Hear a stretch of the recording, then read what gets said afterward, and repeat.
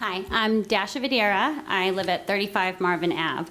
I am here because after last Tuesday's event, successfully, I think the 10th Norfolk District had a very good turnout, and I think overall the debate went pretty well. However, leading up to the debate, my jaw was to the floor. All I was doing was just standing there, and the thought that somebody could tell me that I didn't have the right to live, I was running a hate campaign, and then to tip it off, call me a vile human. I'm very thankful for someone physically being there to help diminish where that could have gone. I'm very thankful that my husband was not there because I think a very poor situation could have gotten even uglier. But the part that I'm most disheartened about is the fact that, as you guys all know, I've been in politics trying to raise some concerns over the last 3 or so years and truly trying to be an advocate for change. And one of the things that I have consistently seen is, yeah, we talk about hate groups, but I can tell you right now that Vote Franklin page needs to be taken down. That is absolutely a hate page.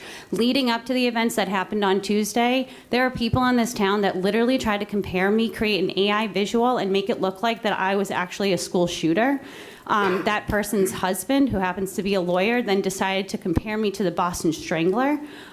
I don't even know what to say. Truly, I don't. I mean, these are things that led up on a social media page that could have had people say, you know what, this is unacceptable, let's take it down. And instead, let it linger and go on. And so much so that the person who decided to make the comments that they made on Tuesday night, is the chair of the cultural committee here in town, and actually happens and was a previous town council member. And when that event happened, there's a town council member that's standing right there that is a constant voice for no hate.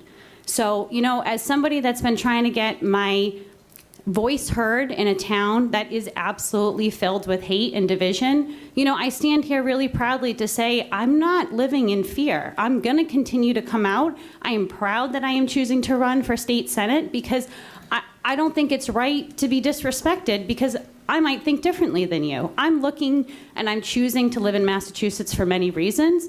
I appreciate the fact that we have choice options, and I'm looking to build bridges. And if that's a problem for somebody, I'm at a point where I don't even know what to say. But again, telling someone that they don't have the right to live, telling them that they're a vile human, and then to top it all off, somebody followed me home. So, it's getting to the point that I'm like, I don't even feel safe in my own neighborhood. So again, very proud of myself for coming out over the last 3 years. I will absolutely make my voices heard. I'm very proud of other people willing to come out. But ask yourselves this, why would somebody ever run for office as if this is the kind of stuff they have to deal with? Jane Calloway Tripp, 607 Maple Street. I'm here today to address the issue of hate and to clarify a few matters. At the last council meeting, Council Cormier Ledger responded to my citizens' comments during his closing council comments. While I appreciate the attempt to engage, I must note that this is a violation of Robert's Rule of Order. And if you wish to address my comments in the future, I ask that you do so after the meeting so we can maintain proper procedure. Councilor Cormier Ledger suggested that as I aspire to join council, I should take a stand against hate. I'm doing just that today. As an active member of the Franklin Vote page, I have observed that nearly every council member is also a member of that page.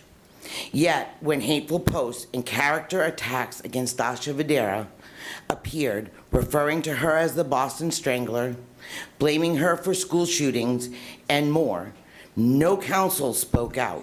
This silence was similarly present during the 2021 town election. Some of those spreading hate are individuals that are appointed by this council, the town administrator, and yet those individuals label us as haters. Councilor Cormier Ledger, you stated that I should stand against hate on these platforms if I aspire to be on council. I want to know where you were on the vote page. You are a councilor with a duty to represent all residents, and yet I saw no response from you denouncing the hateful posts. During the recent state rep debate, you were standing near Dasha Videra when John Rustano approached her, calling her a vile human and that she did not deserve to live. This is not only hateful attack, but basically a threat to her life. While a gentleman nearby stepped in, you did nothing. Please do not claim that you didn't hear, because many witnesses did. Mr. Restano is an active supporter of yours and serves as the chair of the Cultural Council. I have screenshots to prove his ongoing support for you.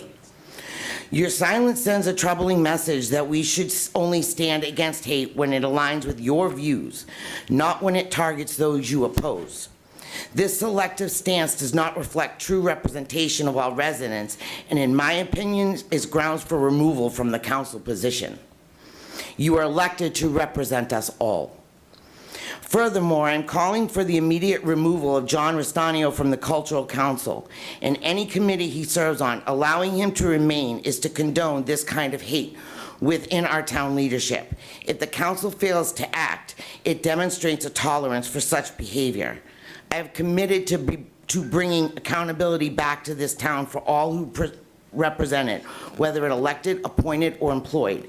In closing, as discussions continue around reducing division in our town, we must prioritize accountability. Allowing hateful behavior to persist without consequence only deepens the divide. Inaction is a statement of support of this behavior and a rejection of no tolerance stance on hate. Diana Bodsley, Alpine Place. And I just want to say, I really was hoping to hear some kind of official statement in terms of we don't do hate here in town, and highlighting what had happened to Dashi on more of official notice. I want to say that I've been documenting this kind of thing from that one particular group. And in fact, on 12/5/21, I messaged because of the bullying that was happening on different issues. And of course, it always comes around election time the most. But anyone who doesn't go along with the current narrative. So this is what I had sent. Perhaps I just file a complaint with the feds on cyberbullying to the admin of that page. You allow these small few to attack and bully those that do not follow the mainstream democratic flow. Shameful on all parts.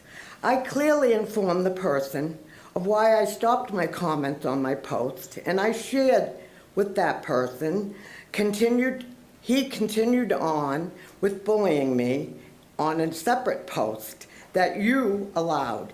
This small group of folks are allowed to jump all over people, which only reinforce the division in this town.